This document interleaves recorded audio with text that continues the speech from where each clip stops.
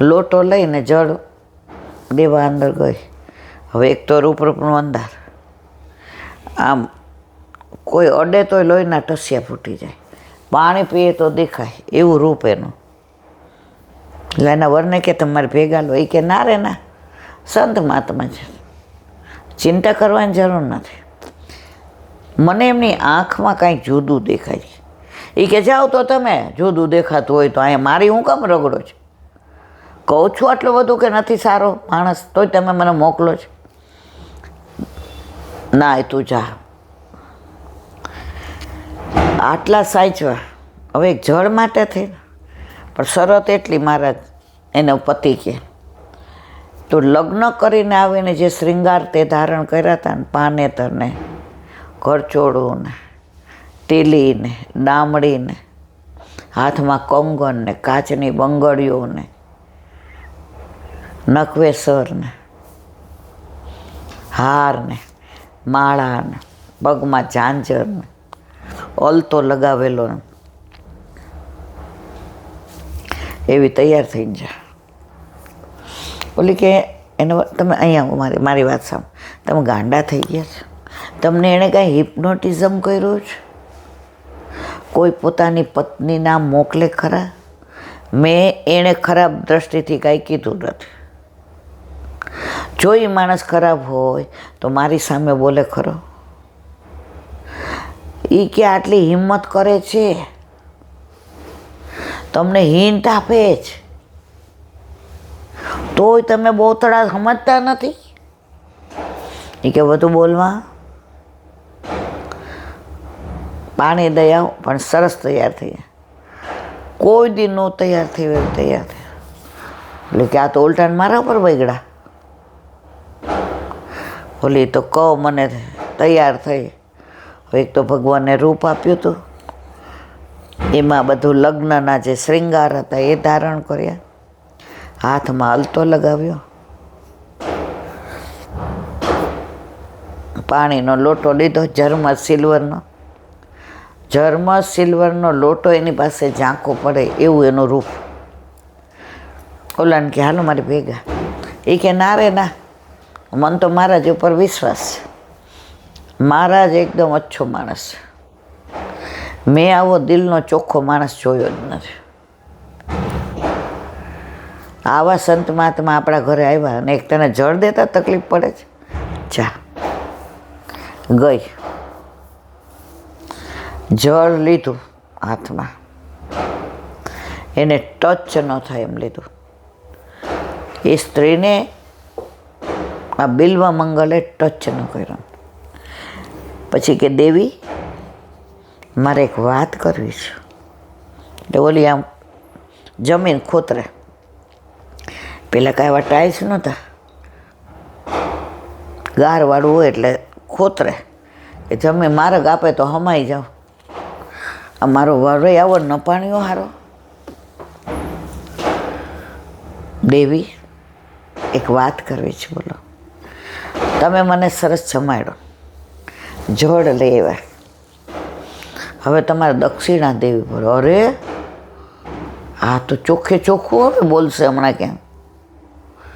બોલે કે ઉભા રહી, એમને બોલો ના દેવી, દક્ષિણા તમે જ આપી શકો એમ છો, એમાં તમારા વરનું કાંઈ કામ નથી. બોલો આપશો? ઓલી કે હા કહું તો હાથ કપાય, ના કહું તો નાક કપાય.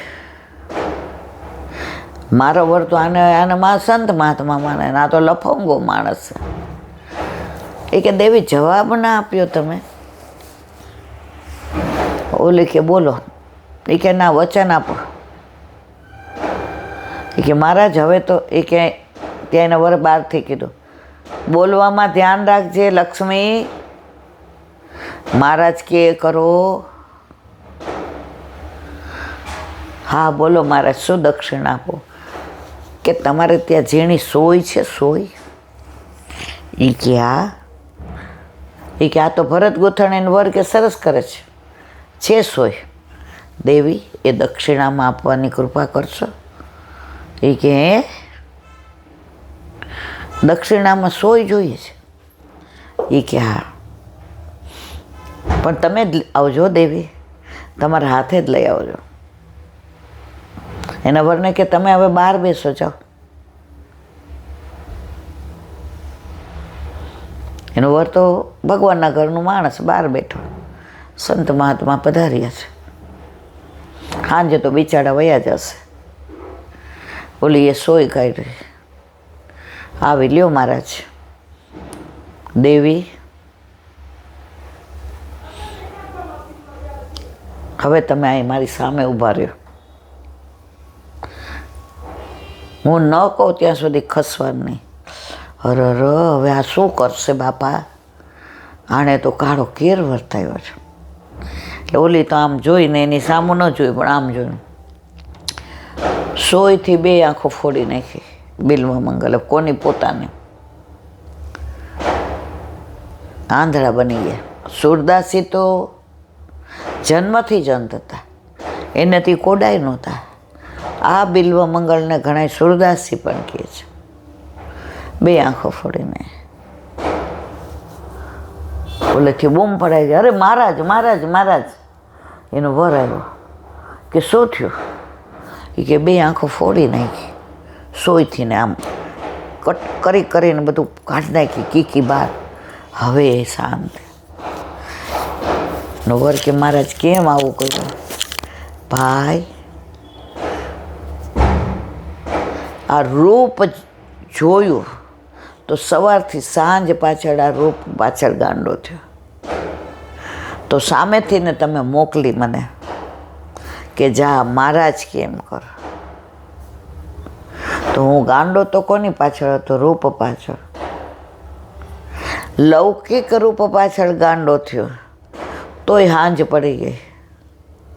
તો અલૌકિક મારા સામળિયાની પાછળ ગાંડો થાવ તો સાંજ પડે નહીં. સવારમાં જ સાંભળ્યો બંસી વગાડતો વગાડતો મને બોલાવે, પણ એમાં મને નડતર રૂપ આંખ હતી. જ્યાં રૂપ જોઉં ત્યાં ખોવાઈ જતો હતો. હવે તો રૂપ મારા સામળિયાનું, હવે સ્વરૂપ મારા સામળિયાનું. હવે 2 આંખો ગઈ. હવે દુનિયાની રૂપ જોવાના મારી આંખો ગઈ. હવે મારા ચક્ષુ આવ્યા, હવે દિવ્ય ચક્ષુ. હવે હું મારા પ્રભુ, મારા સામનેજીને યુગલ સ્વરૂપે નિરખીશ. અને પછી ભલે ને કરોડો જન્મ સુધી મને જન્મ આપે, પણ જન્મ જન્મ મને યુગલ સ્વરૂપના જ મારી આ આંખથી દર્શન થાય. કે આંખ તો રહી ને, એ આંખ ગઈ, એ તો લૌકિક હતી. એ આંખ તો આ રૂપ જોયું ને. તમારા ઘરે મારા જીવનનું આ શ્રેષ્ઠ પગલું ભરાયું. એટલે તમારા ધર્મપત્નીને મારા વંદન દંડવત. કે આવું રૂપ અને તમારી ધીરજની પ્રશંસા કે તમે મને ગેરસમજ કર્યા વિના, જો તમે મને કાઢી મૂક્યો હોત, જો તમે સાંકળ ના ખોલી હોત, તો હજી હું રૂપ પાછળ દીવાનો હોત. રૂપને જોવું, રૂપને ચાહવું, રૂપને પીવું એ મારો સ્વભાવ છે. એવું ના બદલી શક્યો હોત.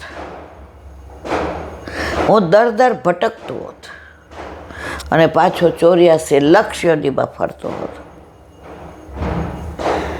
આજે ભાઈ તમે અને આ દેવીએ મારો જન્મારો સફળ કરી દીધો. આજે મને તારી દીધો. આજે મને સાંભળવાનો અહેસાસ કરાવ્યો. સંત મહાત્મા તમે 2 છો. હું સંસારી હતો. સંત મહાત્મા હોવા છતાંય હું સંસારમાં રહેતો હતો. અને તમે ભાઈ સંસારમાં રહેવા છતાંય સંત મહાત્મા જેવું હૃદય ધરાવતા હતા. તો મેં જે કહ્યું, તમારા પત્ની જળ આપે તો કે હા, તમારા પત્નીના હાથે રસોઈ બનાવે તો કે હા, તમારા પત્ની ઉઘાડા મોઢે મને પીરસે તો કે હા, તમારા પત્ની મને સૈયા મંદિરમાં જલ દેવા આવે તો કે હા. આ શ્રેષ્ઠ સંસારમાં રહીને સાધુ તો તમે, અને હું સાધુ હોવા છતાંય હું સંસારને ચાહતો હતો. સંસારનો રસ પીતો હતો, સંસારને મજ્જથી ને લિજ્જત લેતો હતો. આજે હું ધન્ય થઈ ગયો. ત્યારે એના વરે પગ પકડી લીધા. મહારાજ, તમે આ શું કર્યું? એની પત્નીને કે હું તને કહેતો હતો ને, આમની ડાયરેક્ટ મને કહેતા હતા કે તમારી પત્ની મારી પાસે આવે.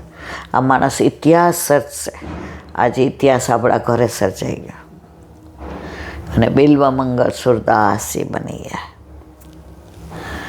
પ્રભુ ક્યારે કઈ લીલા કોની સાથે કરે છે એ ખબર પડતી નથી. અને પછી કેટલા બધા પદ બિલ્વમંગલે રહી જાય અને પ્રભુને ચાહતની એટલી પરાકાષ્ઠા. સુરદાસજી, આપણા સુરદાસજી અષ્ટસખાવાળા, આ બિલ્વમંગલ. સુરદાસજી એકવાર એટલા સરસ પદ ગાતા હતા યુગલ સરકારના. તો ઠાકોરજી અતિ પ્રસન્ન થયા. તો એમની કુટિયામાં આવીને પાછા ગિરાજ બાવાની ધજા સામું જુએ. આંખ નહોતી, પણ ચર્મચક્ષુ નહોતા, પણ દિવ્ય ચક્ષુ હતા. એટલે ઠાકોરજી કે હાલ હવે મારા સુર પાસે જઈ આવો. આજે તો એણે યુગલ સ્વરૂપના જે કીર્તન ગાયા છે, મારા સુરની પાસે જઈ અને કહ્યું, સુરદાસ, તમારા જેવા કોઈ થયા નથી અને થવા ને. જેવા બહાર જવા ગયા તો સામને જે પટકો પકડી લીધો. ક્યાં પધારો છો? સુરદાસજી, હું આવું. તમારું ત્યાં શું કામ છે? જુએ છે. આપણે એને જોવો ને તો તમે શું કામ જાઓ છો? મને તો મારા સુરની ટેવ પડી છે, મને તમારી ટેવ પડી છે. તમને સુરદાસની ટેવ પડી, મને તમારી ટેવ પડી. એટલે જ્યાં જ્યાં તમે ત્યાં ત્યાં હું. પ્રભુ ક્યાં સ્ત્રી હઠ, બાળ હઠ, યોગ હઠ અને રાજહઠ, આમાં આપણે હારી જ જવાનું. સારું, ચાલો. ત્યાં આવ્યા. સુરદાસજીએ મહેસૂસ કર્યો કે આજે પ્રભુ એકલા નથી, આજે સામનેજી સહિત પધાર્યા છે. તુલસીજીની સુગંધ એ સામનેજીના શ્રીઅંગની સુગંધ. ચારે બાજુ વાતાવરણ મહેકવા માંડ્યું, ચારે બાજુ સુગંધ છવાઈ ગઈ, ચારે બાજુ એક આહલાદની શક્તિ આવી હોય એવું ફીલ થવા માંડ્યું. સુરદાસજી ઊભા થઈને, युगल सरकार की जय, तेरे भाग्य की कहाँ कहूँ ओ राधे. રાધાજીને આમ એમ થયું કે સુરદાસજી પાસે બધું જ છે. આટલા બધા સરસ કીર્તન કરે છે, આ બધી લીલા જે નજરે જુએ છે એને વર્ણવે છે. પણ એક આંખની ખામી છે. સામનેજીએ કીધું, સુરદાસ, એ સુર, સૂરજ, કારણ કે સામનેજીએ શું નામ પાડ્યું હતું? सूरज. सूरज, मेरे सामने देखो, मैं तो चरणारविंद के सिवा कहीं आपको देख ही नहीं सकता माँ. आपके चरणारविंद का मैं समर्पित हूँ. मैं आपको और आपके मुखारविंद तक तो पहुँच नहीं सकता. बस चरणारविंद की झांकी होती है. वल्लभ नख चंद्र बिना सब जुग माँ ज अंधेरो. આ ચરણારવિંદ ન મળ્યા હોત તો આમ તો હું આંધળો છું જ, પણ આમે આંધળો રહે, મને આ લીલાના દર્શન ન થાત. સુર કા કહે દ્વિવિધ આંધળો, બે બાજુ આંધળો છે. હવે સામે જગ્યા નહીં, सूरदासी मेरी ओर देखो ना. सूरदासीએ દ્રષ્ટિ કરી, સામનેજીની દ્રષ્ટિ પડી. सूरदासीની આંખો તેજ, અંધાપો ગયો. દર્શન થયા. દર્શન થઈ ગયા એટલે सूरदासी રડવા માંડ્યા. અરે હવે તો આંખો આવી ગઈ, કેમ મૂંઝાવ છો? શું તકલીફ છે? પ્રભુ મંદે મંદે મુસ્કાય કે આપને ક્યાં ખબર છે ને શું તકલીફ છે. સૂરદાસજી કે મારો એવો કયો મોટો ગુનો થઈ ગયો, કઈ મેં મોટી ભૂલ કરી, કયો દોષ થયો, કયો અપરાધ થયો પ્યારી કે મને તમે આંખ આપી.